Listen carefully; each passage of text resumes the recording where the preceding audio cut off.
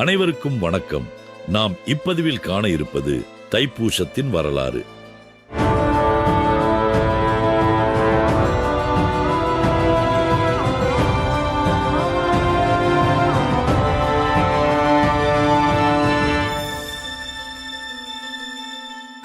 நீண்ட நாட்களாக பழனி மலையில் தவம் செய்து கொண்டிருந்தார் முருகப்பெருமான்.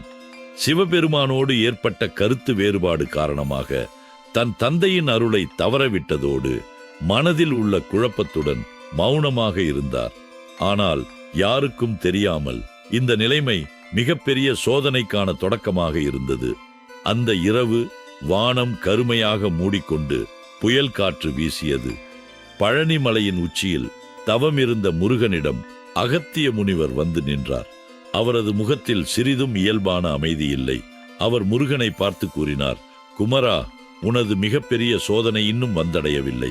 தாயாரின் முழு ஆசீர்வாதம் பெறும் முன் நீ இன்னும் ஒரு பயணம் மேற்கொள்ள வேண்டும். இல்லையெனில் எதிர்காலத்தில் வரும் போரில் உன் ஆயுதங்கள் பலனளிக்காது. முருகனின் கண்கள் வியப்புடன் பிரகாசித்தன. என் தாயாரின் ஆசீர்வாதம் என்றால் அவள் என்னிடம் இருக்கிறாள். நான் இதற்காக பயணம் செய்ய வேண்டியதில்லை.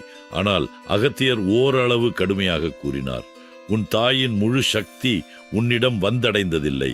அதை பெற நீ தேர்ச்சி பெற வேண்டும். இதை நீ செய்யாவிட்டால் உனது வீரமும் வேலும் வீணாகிவிடும். முருகனின் உள்ளத்தில் சிலிர்ப்பு ஏற்பட்டு அவர் பயணிக்க தீர்மானித்தார். முருகன் தனது வேல் மற்றும் சக்தியுடன் பயணத்தை தொடங்கினார்.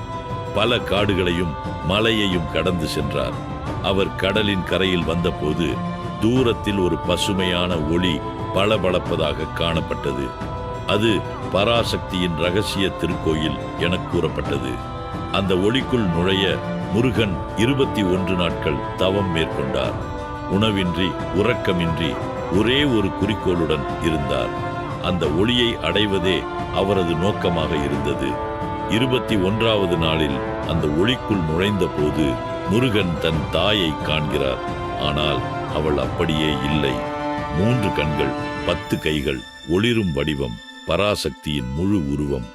அவள் முருகனை பார்த்து கூறினாள், குமரா, நீ என்னை காண விரும்பினாய். ஆனால் எனது முழு சக்தியை ஏற்க நீ இன்னும் தகுதியானவன் அல்ல.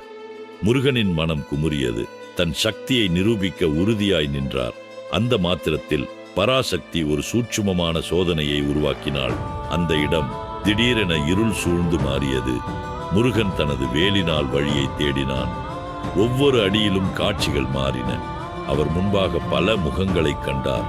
சிவபெருமான், பார்வதி, தனது 6 தம்பதிகள். ஆனால் அவையெல்லாம் மாயை என புரிந்ததும் அந்த இருள் மறைந்தது. பராசக்தி சிரித்து கூறினாள், நீ நிஜத்தையும் மாயையையும் வேறுபடுத்த கற்றுக்கொண்டாய். இப்போது நீ முழுமையானவன்.